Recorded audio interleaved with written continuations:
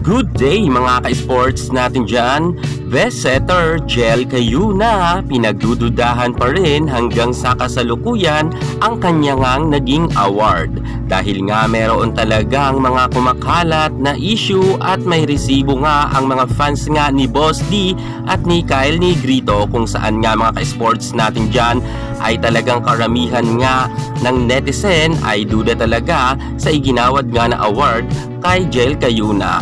Uulitin ko mga ka-sports natin dyan na ito ay batay po sa mga naging resulta ng kanilang mga games, dahil meron naman talagang resibo mga ka-sports. Ating ipapasilip ngayon at ipapakita ang mga naging resulta ng kanilang rankings at ilan ba ang kanilang total percentage at buong conference nga na kanilang games ay atin sa inyong ipapasilip, dahil dito malalaman talaga ninyo at magugulat kayo kung sino talaga ang number 1.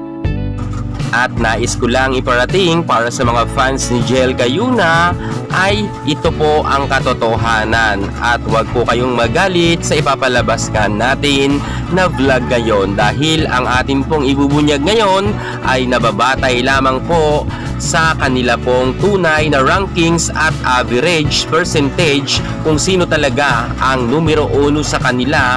At alam nyo ba mga ka-sports, kagulat-gulat talaga to, dahil si Jel ay never niyang naungusan si Boss D at si Kyle Negrito sa pagiging top setters. At lumabas na talaga dito ang katotohanan, sapagkat ito naman talaga ay talagang balance tayo mga ka-sports para nga sa vlog na ito, at wala tayong pinapanigan kung sino man sa tatlong ito. Lahat naman sila ay magagaling, pero syempre ang ating ipapalabas kung ano lamang po ang tama talaga, para nga malinawan ang mga netizen at walang pagdududa na talaga.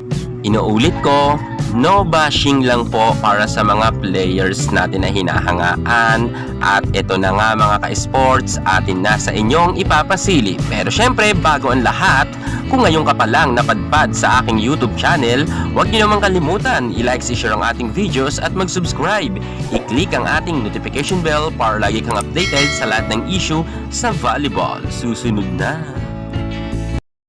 Drop it.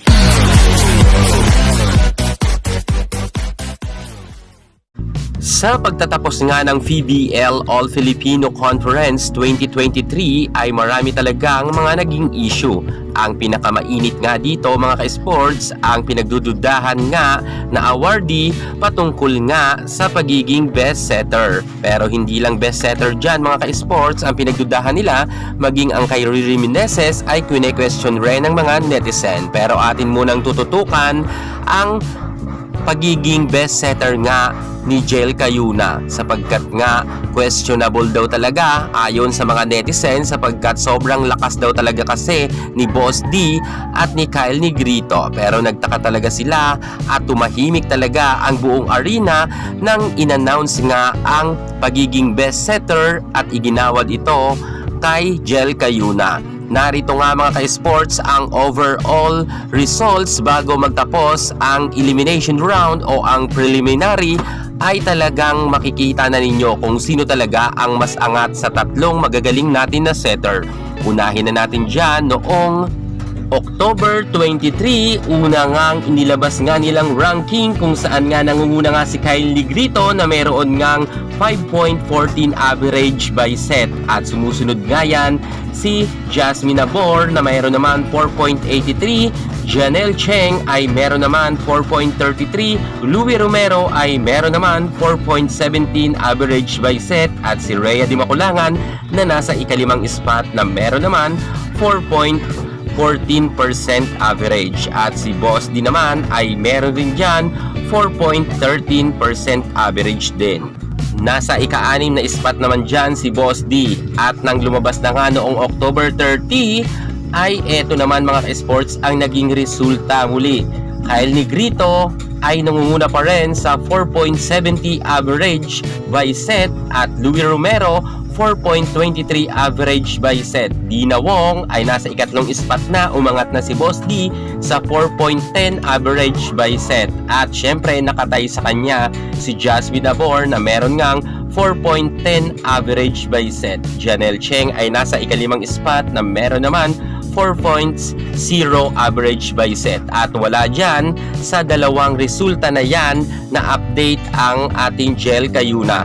At ng November 6 naman ay naglabas muli nga sila ng resulta kung saan nga para sa top setter rankings ay nangunguna pa rin si Kyle Negrito na meron naman 4.57 average by set at sinusundan niya ni Rhea Di Maculangan na meron 4.53 average by set, Louie Romero na meron naman 4.48 average by set at nasa ika-apat na spot pa rin ang ating boss Dina Wong na meron naman 4.23 average by set at si Janelle Cheng ay nasa ikalimang spot na meron 4.06% at wala nga dyan si Jel Cayuna.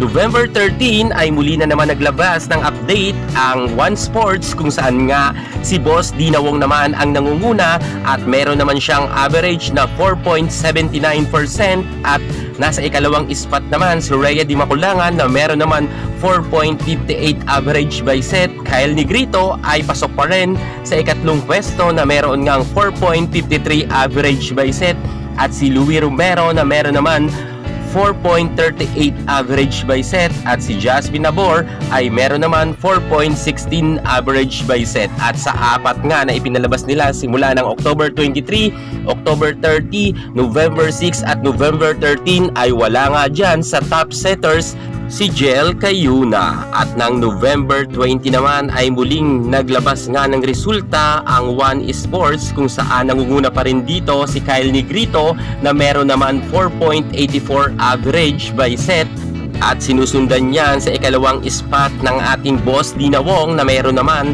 4.52 average by set at nasa ikatlong pwesto naman ang ating Rhea Di Maculangan na meron naman 4.48 average by set at si Louie Romero naman ay sumusunod kay Rhea na meron 4.38 average by set at nasa ikalimang pwesto naman si Jel Cayuna na meron naman 4.27 average by set. So ibig sabihin dito pa lang pumasok si Jel Cayuna sa top setters noong November 20.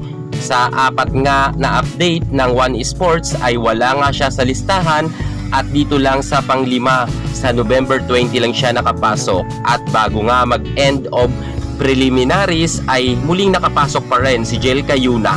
Narito naman ang resulta. Nangunguna pa rin ang ating boss Dina Wong bago nga magtapos ang prelims kung saan meron ngang average si Boss D na 5.08 average by set. Mataas yan mga ka-sports at sinusundan pa rin yan ni Kyle Negrito na meron naman 4.88 average by set at si Louie Romero ay meron naman 4.56 average by set at nasa ika-apat na spot lamang si Jel Cayuna na mayroon 4.44 average by set at nasa ikalimang pwesto naman si Jasmine Nabor na meron naman 4.05 average by set.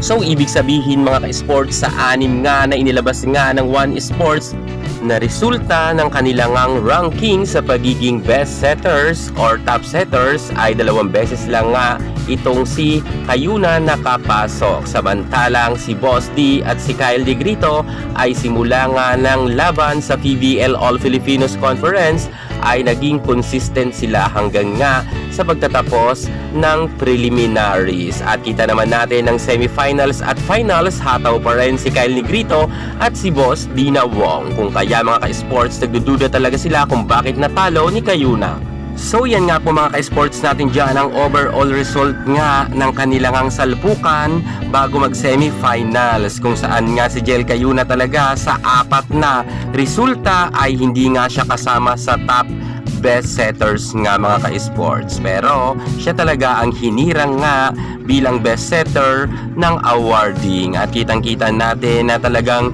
nagsitigil talaga ang mga tao sa arena nang in-announce na nga kung sino ang nanalo bilang best setter. At nabokya nga dito ang ating Boss D at Kyle Negrito kahit super consistent nga sila. Simula nang nagumpisa ang PVL All Filipino Conference hanggang sa pagtatapos nito ay talagang babad na babad si Boss D at Kyle Negrito at kita naman natin kung gaano sila nag-shine. Bagamat mga ka-sports natin dyan, panalo na si Jel Cayuna, hindi naman natin intensyon para nga siraan si Jel, bagamat inilabas lang natin kung ano ang katotohanan ng kanilang resulta.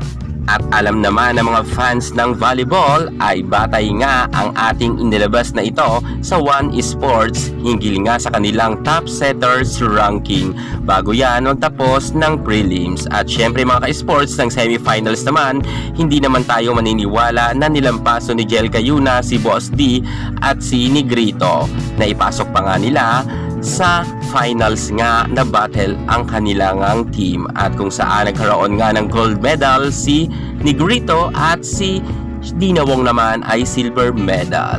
Kung kaya nga mga ka-sports, saan daw hinugot ang nasabi nating Best Setter Award ni Jel Cayuna? Sana daw ilabas daw ang resulta kung paano daw naging best setter itong si Jel, kasi yan naman ang hinihintay ng mga fans ni Boss D at ni Kyle Negrito, ang tunay na resulta para nga malaman at lumabas ang katotohanan at malinawan sila kung karapat-dapat ba talaga na si Jel Cayuna ang best setter. Gayunpaman mga ka-sports, wala na rin naman tayong magagawa lahat sapagkat naigawad na nga kay Jel Cayuna ang nasabi nating award. Bagamat mga ka-sports, duda ngayon ang ibang netizen, kinakailangan talaga na maging happy na rin tayo at bawi na lang tayo sa next conference sapagkat marami pa naman mga susunod na conference, at doon nga ay patunayan nga ni Boss D at ni Kyle Negrito na sila pa rin ang karapat-dapat nga na makakuha ng award bilang best setter. Yan muna ang pinaka-latest natin sa mundo ng volleyball, at para hindi kang huli sa lahat ng issue pagdating sa larangan sa volleyball, subscribe na. Thank you so much. God bless.